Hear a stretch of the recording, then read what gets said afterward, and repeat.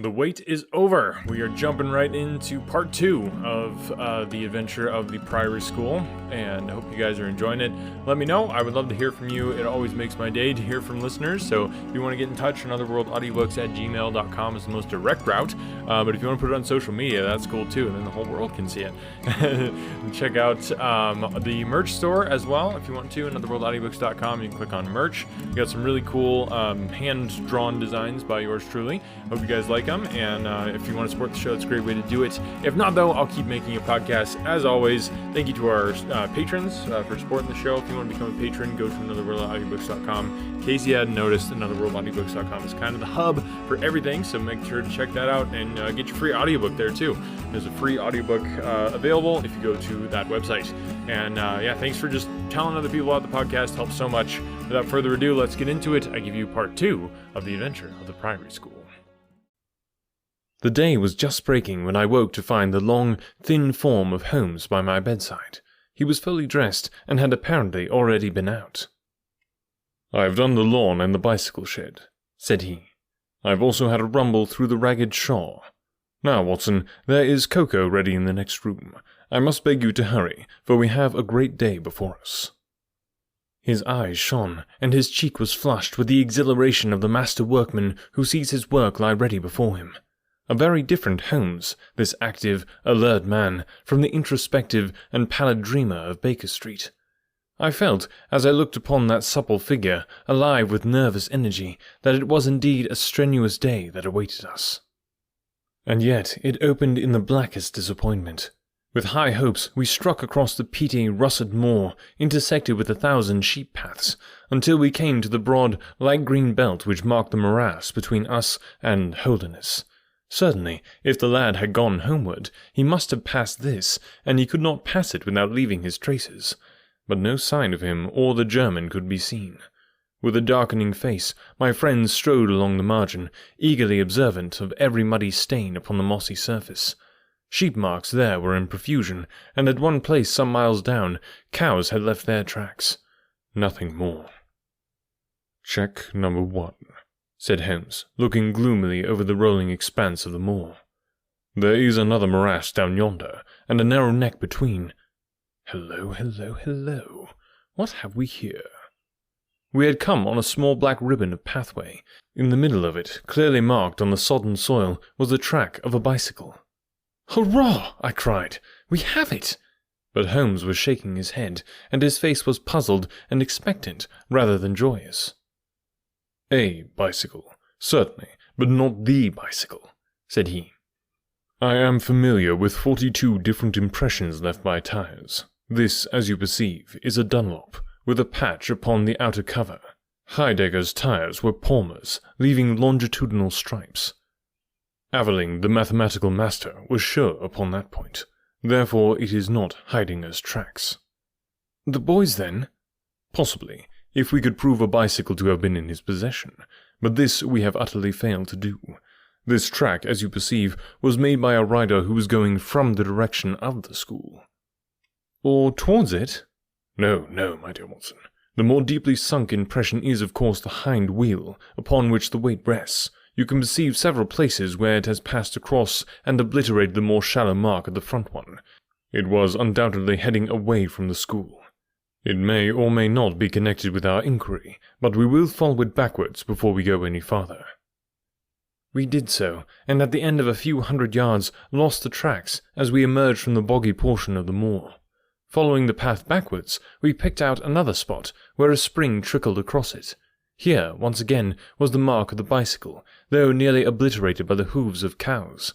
After that, there was no sign, but the path ran right into Ragged Shaw, the wood which backed on to the school.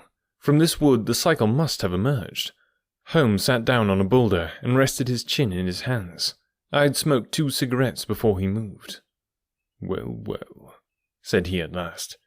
"It is, of course, possible that a cunning man might change the tires of his bicycle in order to leave unfamiliar tracks. A criminal who was capable of such a thought is a man whom I should be proud to do business with. We will leave this question undecided, and hark back to our morass again, for we have left a good deal unexplored." We continued our systematic survey of the edge of the sodden portion of the moor, and soon our perseverance was gloriously rewarded. Right across the lower part of the bog lay a miry path. Holmes gave a cry of delight as he approached it. An impression like a fine bundle of telegraph wires ran down the centre of it. It was the Palmer Tires. "Here is Herr Hedinger, sure enough!" cried Holmes exultantly. "My reasoning seems to have been pretty sound, Watson." "I congratulate you." "But we have a long way still to go. Kindly walk clear of the path. Now let us follow the trail. I fear it will not lead very far." We found, however, as we advanced that this portion of the moor is intersected with soft patches, and though we frequently lost sight of the track, we always succeeded in picking it up once more. "Do you observe," said Holmes, "that the rider is now undoubtedly forcing the pace? There can be no doubt of it. Look at this impression where you get both tires clear. The one is as deep as the other. That can only mean that the rider is throwing his weight onto the handlebar, as a man does when he is sprinting. By Jove, he's had a fall." There was a broad, irregular smudge covering some yards of the track. There were a few footmarks, and the tire reappeared once more. "A side slip," I suggested. Holmes held up a crumpled branch of flowering gorse.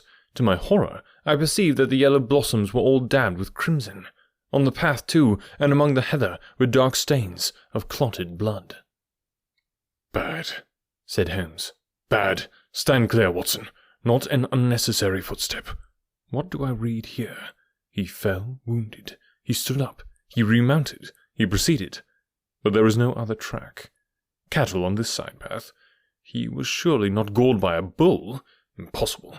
I see no traces of anyone else. We must push on, Watson. Surely, with the stains as well as the track to guide us, he cannot escape us now." Our search was not a very long one.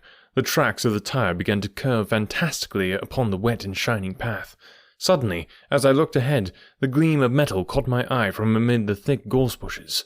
Out of them we dragged a bicycle, Palmer tired, one pedal bent, and the whole front of it horribly smeared and slobbered with blood. On the other side of the bushes a shoe was projecting.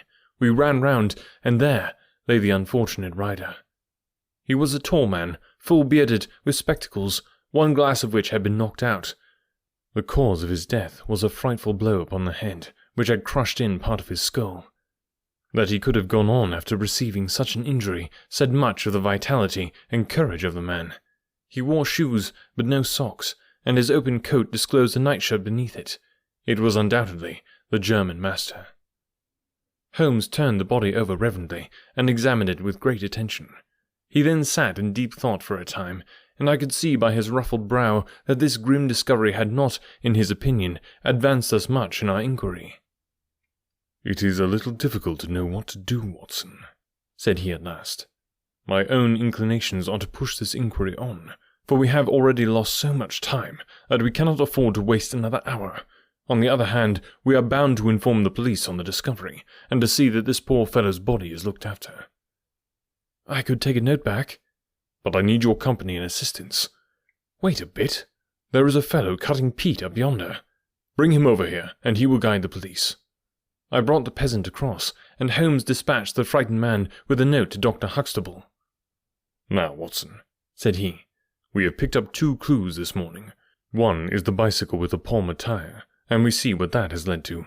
The other is the bicycle with the patched Dunlop.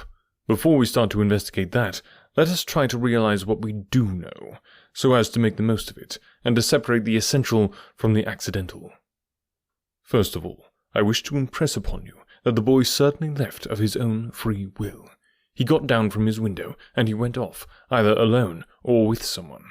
That is sure." I assented. "Well now, let us turn to this unfortunate German master. The boy was fully dressed when he fled. Therefore he foresaw what he would do. But the German went out without his socks. He certainly acted on very short notice." "Undoubtedly." "Why did he go? Because from his bedroom window he saw the flight of the boy, because he wished to overtake him and bring him back.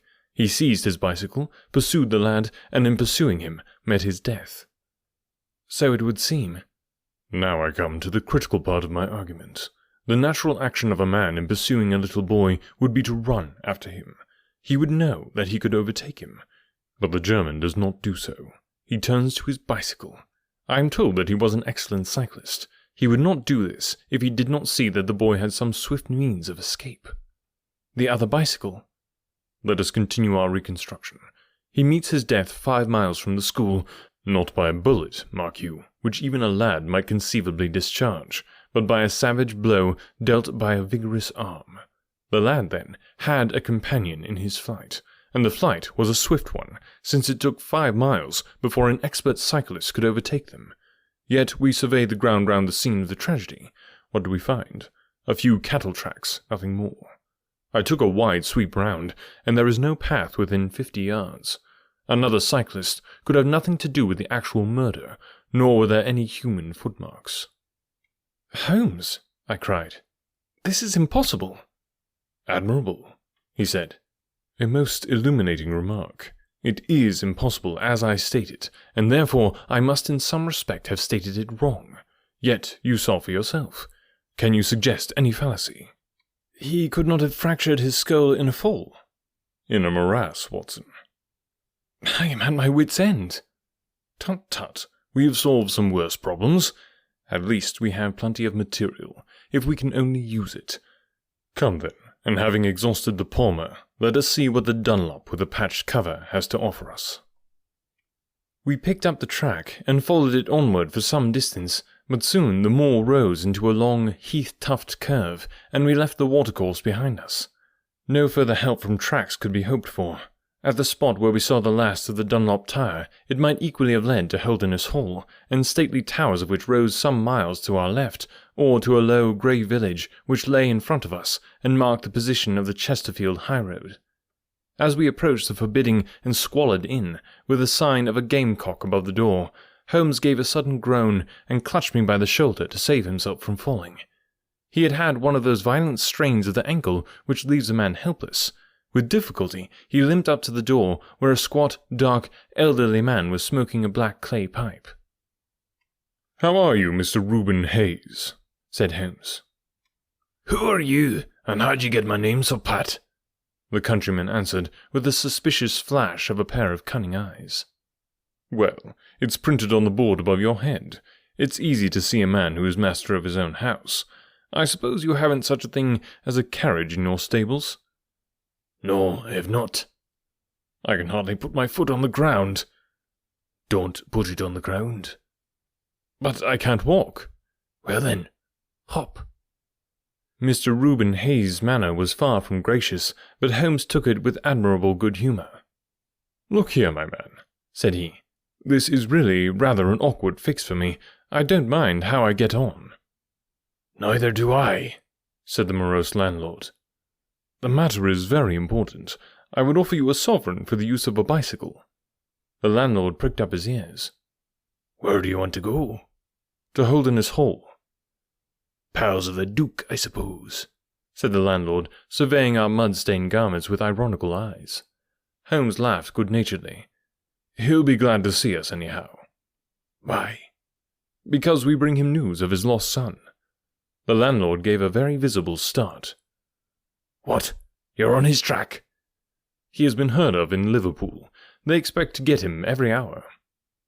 Again a swift change passed over the heavy, unshaven face. His manner was suddenly genial. "I've less reason to wish the Duke well than most men," said he, "for I was head coachman once, and cruel bad he treated me. It was him who sacked me without a character on the word of a lying corn chandler. But I'm glad to hear that the young lord was heard of in Liverpool, and I'll help you take the news to the Hall." "Thank you," said Holmes.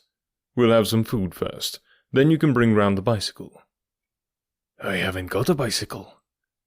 Holmes held up a sovereign. "I tell you, man, that I haven't got one. I'll let you have 2 horses as far as the Hall." "Well, well," said Holmes.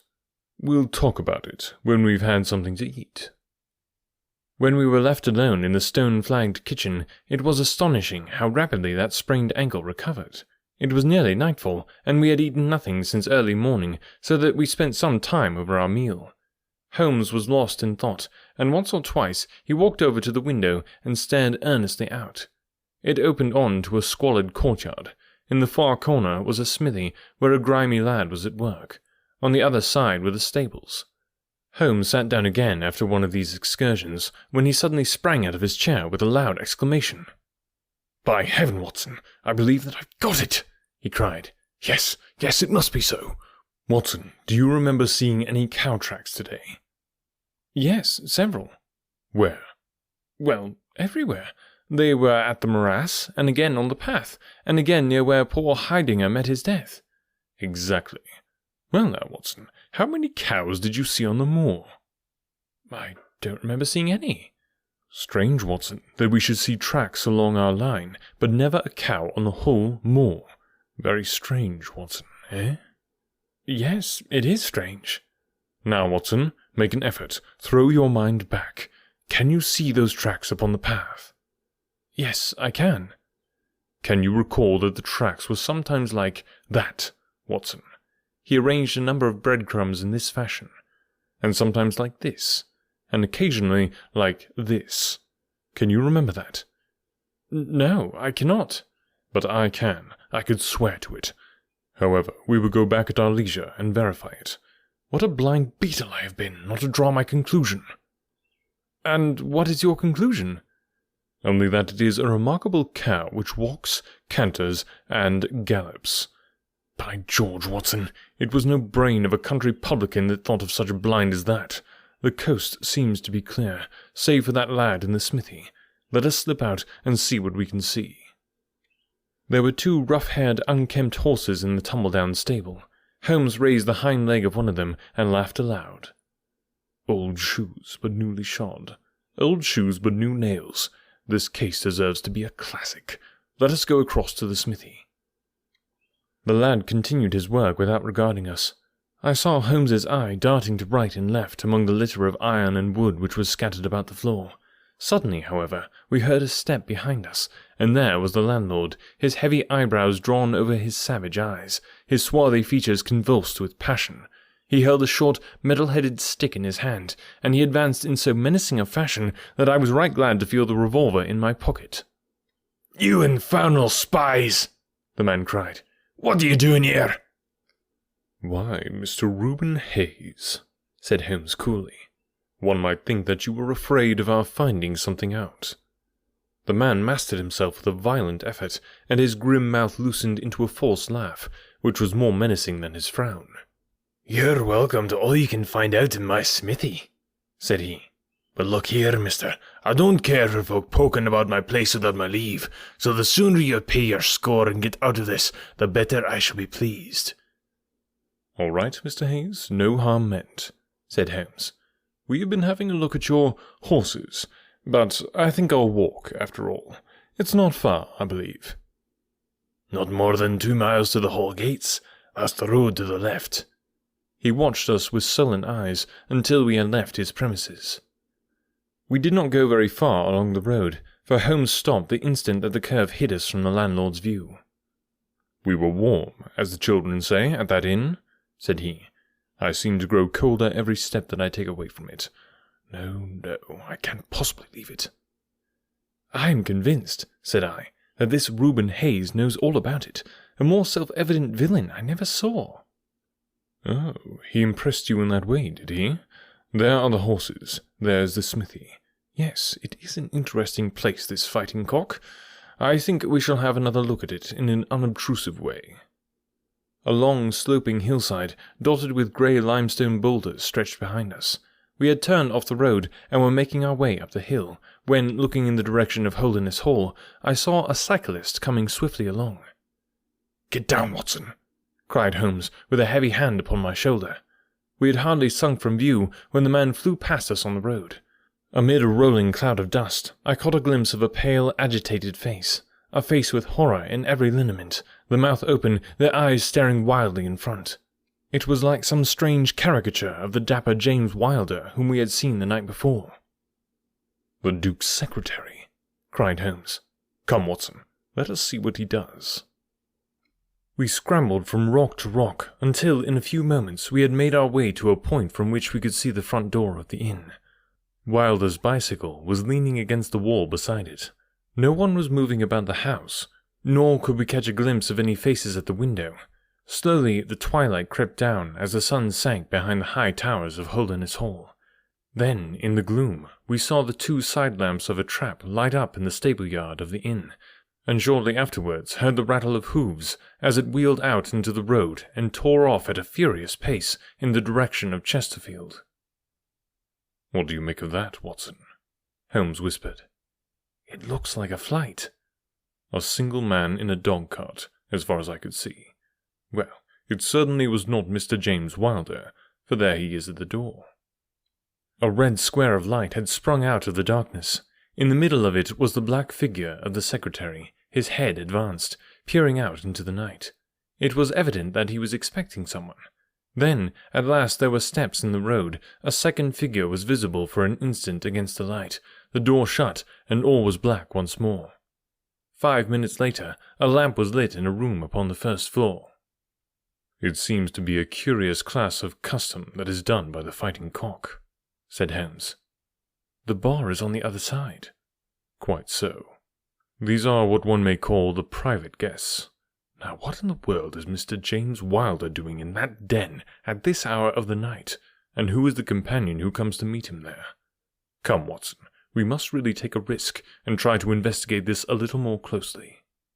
Together we stole down to the road and crept across to the door of the inn. The bicycle still leaned against the wall. Holmes struck a match and held it to the back wheel, and I heard him chuckle as the light fell upon a patched Dunlop tire. Up above us was the lighted window. "I must have a peep through that, Watson. If you bend your back and support yourself upon the wall, I think I can manage." An instant later, his feet were on my shoulders, but he was hardly up before he was down again. "Come, my friend," said he. "Our day's work has been quite long enough. I think that we have gathered all that we can. It's a long walk back to the school, and the sooner we get started, the better." He hardly opened his lips during that weary trudge across the moor, nor would he enter the school when he reached it, but went on to Mackleton Station, whence he could send some telegrams. Late that night I heard him consoling Dr. Huxtable, prostrated by the tragedy of his master's death, and later still he entered my room as alert and vigorous as he had been when he started in the morning. "All goes well, my friend," said he. "I promise that before tomorrow evening we shall have reached the solution of the mystery." At 11 o'clock next morning, my friend and I were walking up the famous yew avenue of Holderness Hall.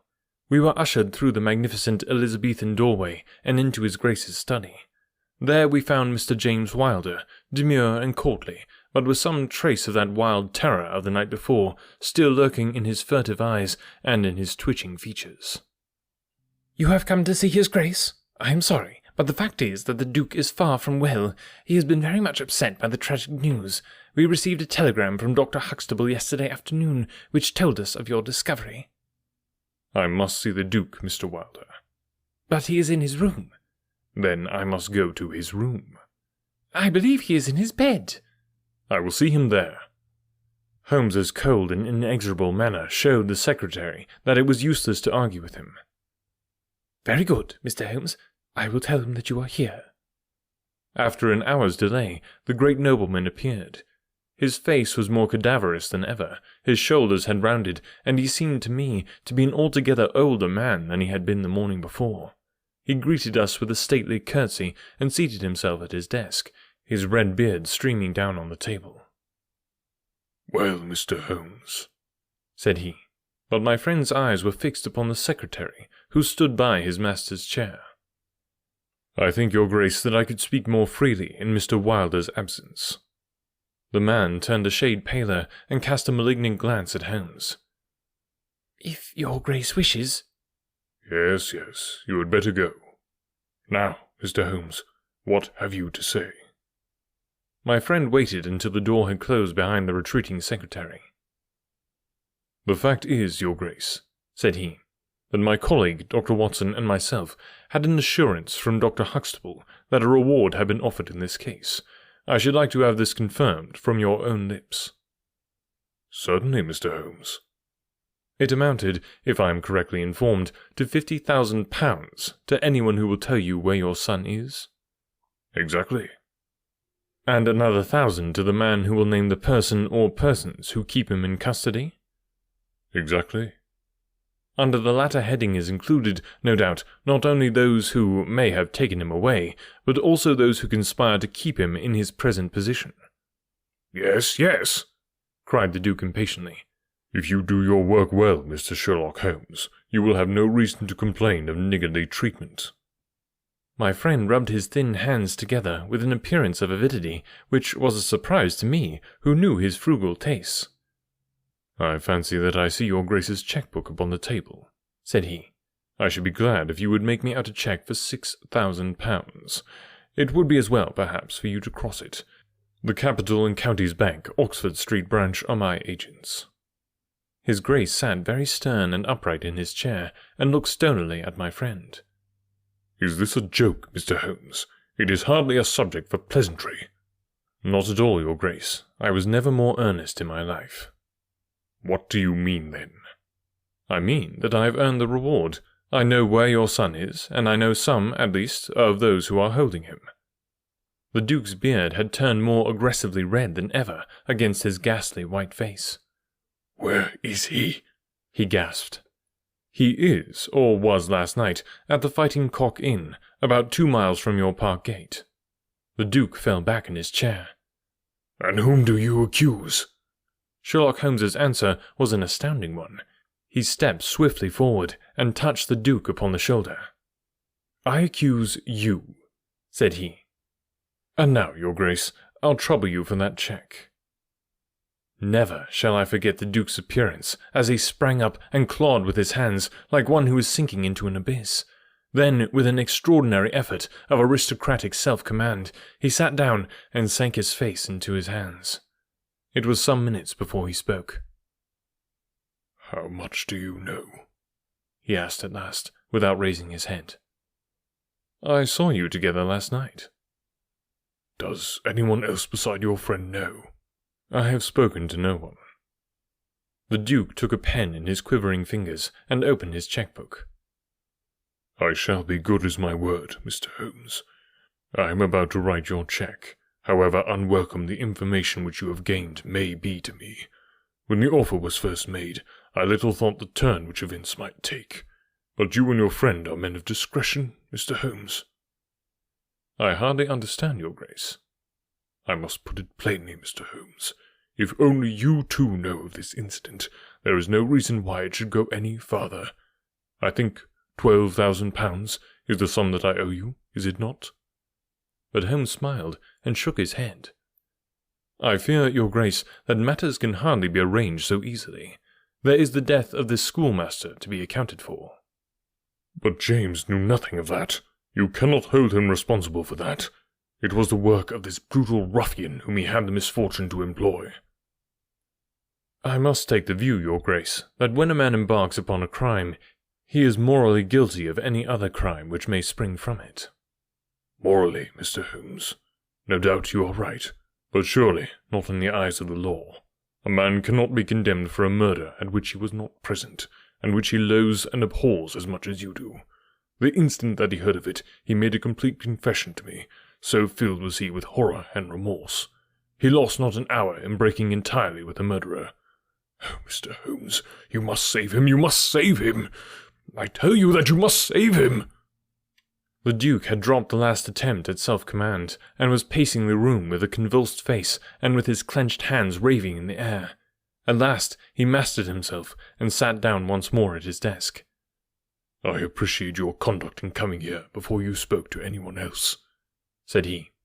At least we may take counsel how far we can minimize this hideous scandal. Exactly, said Holmes. I think, your Grace, that this can only be done by absolute frankness between us. I am disposed to help your Grace to the best of my ability, but in order to do so, I must understand to the last detail how the matter stands.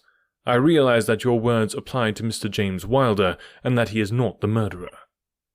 No, the murderer has escaped. Sherlock Holmes smiled demurely. Your Grace can hardly have heard of any small reputation which I possess, or you would not imagine that it is so easy to escape me. Mr. Reuben Hayes was arrested at Chesterfield on my information at 11 o'clock last night.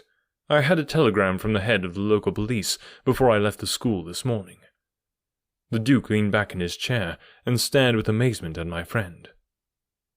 "You seem to have powers that are hardly human," said he. "So, Reuben Hayes is taken. I am right glad to hear it, if it will not react upon the fate of James." "Your secretary?" "No, sir, my son." It was Holmes's turn to look astonished. "I confess that this is entirely new to me, Your Grace. I must beg you to be more explicit." "I will conceal nothing from you.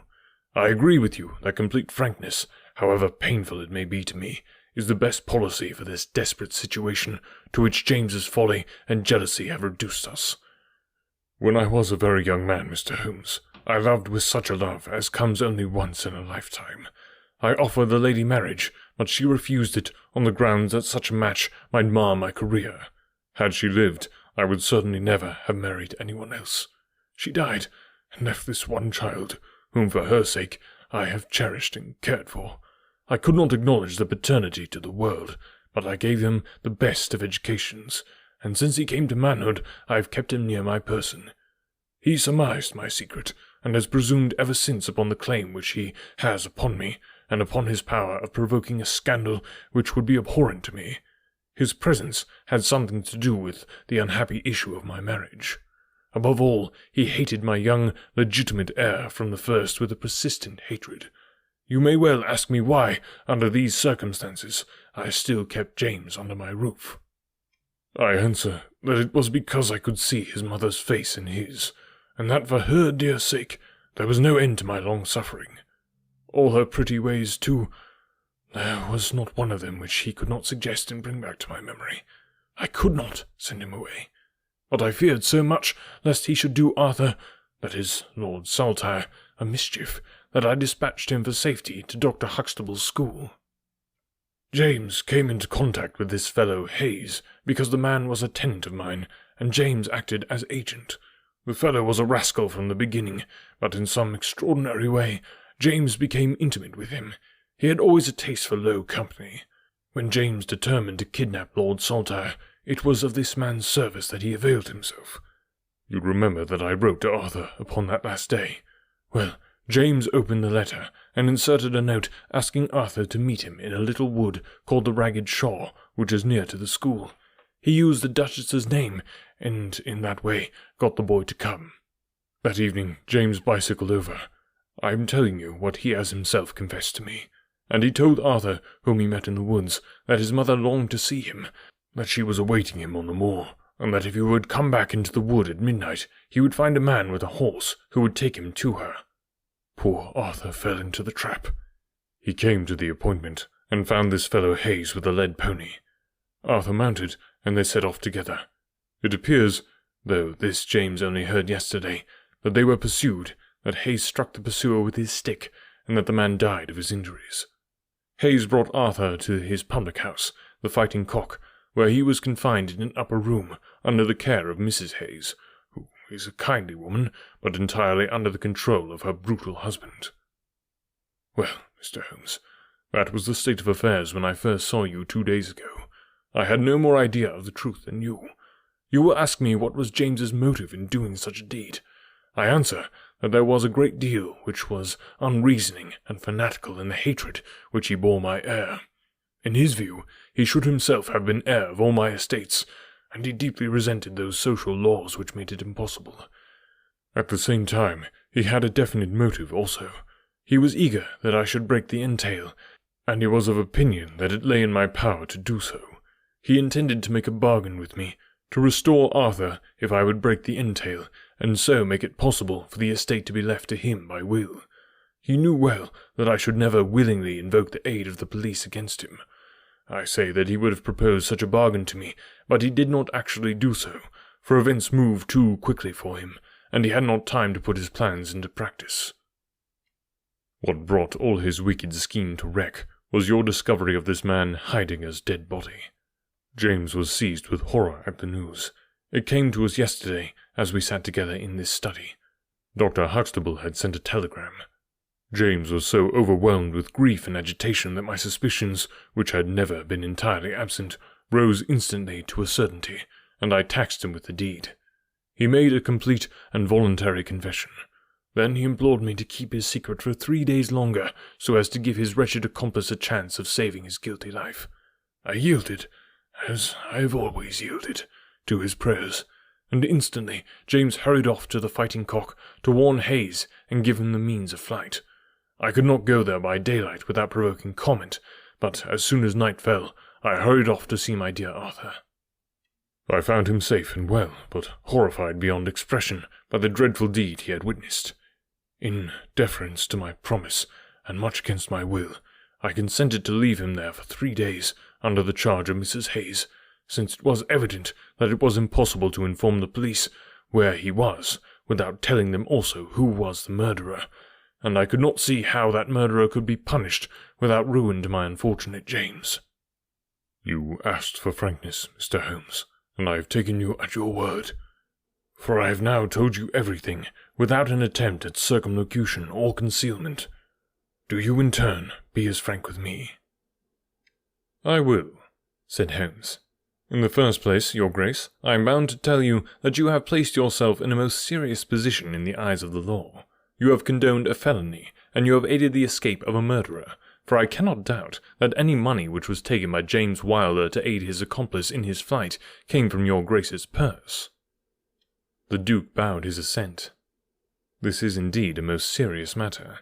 Even more culpable, in my opinion, Your Grace, is your attitude towards your younger son. You leave him in this den for 3 days. Under solemn promises. What are promises to such people as these? You have no guarantee that he will not be spirited away again. To humour your guilty elder son, you have exposed your innocent younger son to imminent and unnecessary danger. It was a most unjustifiable action. The proud Lord of Holderness was not accustomed to be so rated in his own ducal hall. The blood flushed into his high forehead, but his conscience held him dumb. I will help you, but on one condition only. It is that you ring for the footman, and let me give such orders as I like. Without a word, the Duke pressed the electric bell. A servant entered. You will be glad to hear, said Holmes, that your young master is found. It is the Duke's desire that the carriage shall go at once to the Fighting Cock Inn to bring Lord Saltire home. Now, said Holmes, when the rejoicing lackey had disappeared, having secured the future, we can afford to be more lenient with the past. I am not in an official position, and there is no reason, so long as the ends of justice are served, why I should disclose all that I know. As to Hayes, I say nothing. The gallows awaits him, and I would do nothing to save him from it. What he will divulge I cannot tell, but I have no doubt that your Grace could make him understand that it is to his interest to be silent. From the police point of view, he will have kidnapped the boy for the purpose of ransom. If they do not themselves find it out, I see no reason why I should prompt them to take a broader point of view. I would warn your Grace, however, that the continued presence of Mr. James Wilder in your household can only lead to misfortune. I understand that, Mr. Holmes, and it is already settled that he shall leave me forever and go to seek his fortune in Australia. In that case, your Grace, since you have stated yourself that any unhappiness in your married life was caused by his presence, I would suggest that you make such amends as you can to the Duchess, and that you try to resume those relations which have been so unhappily interrupted. That also I have arranged, Mr. Holmes. I wrote to the Duchess this morning. In that case, said Holmes, rising, I think that my friend and I can congratulate ourselves upon several most happy results from our little visit to the north. There is one other small point upon which I desire some light.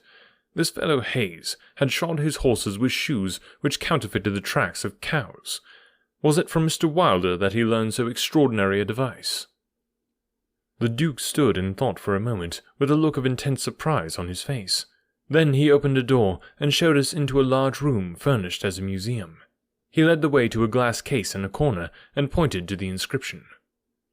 These shoes, it ran, were dug up in the moat of Holderness Hall. They are for the use of horses, but they are shaped below with a cloven foot of iron, so as to throw pursuers off the track. They are supposed to have belonged to some of the marauding barons of Holderness in the Middle Ages. Holmes opened the case, and moistening his finger, he passed it along the shoe. A thin film of recent mud was left upon his skin.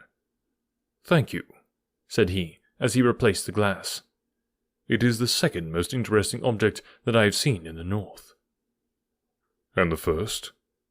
Holmes folded up his check and placed it carefully in his notebook. "I am a poor man," said he, as he patted it affectionately and thrust it into the depths of his inner pocket. I gotta say, that's a bit of a twist ending. I did not see that coming. It seems like Sherlock always refusing the reward, and it's kind of gratifying to see him actually accept it, especially when the Duke is so crooked. Goodness, quite the adventure there. Hope you guys enjoyed it. Let me know if you did. Let me know if you didn't, and yeah, let's chat. I like connecting with my listeners a little bit more directly, if possible. Just makes this more of a conversation. It can feel a little one-sided, because I'm just talking to you and you don't talk to me. So come chat with me. Would love to chat with you and yeah, just get your feedback on the podcast. Love to discuss audiobooks or Sherlock or any other things you might find interesting. Get in touch with me. Would love to hear from you, and probably give you a shout out on the show if you do. So thanks for listening, guys, and we'll catch you next week.